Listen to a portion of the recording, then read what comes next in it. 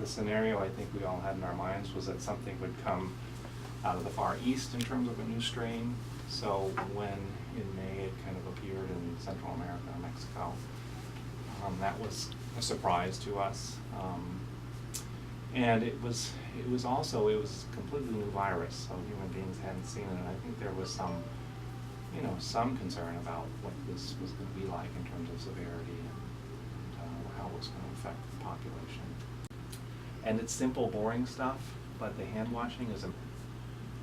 and using what people call just good cough hygiene, so not into your hands and then the virus goes onto the keyboard or the phone or pick a surface, but it goes into your sleeve and doesn't get a chance to go anywhere else, not touching hands to face. So that's all boring stuff, but in fact, in kindergarten settings and preschool settings, we know that if children, not related to H1N1, but if children just wash their hands 3 to 4 times a day, the rate of absenteeism goes way down just because it blocks that, it interrupts that transmission cycle, face to surface, to somebody else's hand to face,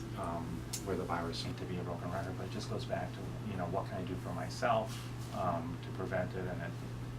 immunizations are important, and the personal measures in terms of really good frequent hand washing, not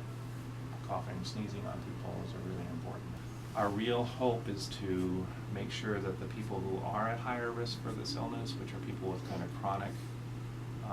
medical conditions, that includes things like asthma and diabetes, once they think they may have it, we want to see them early on to think about whether they should be treated.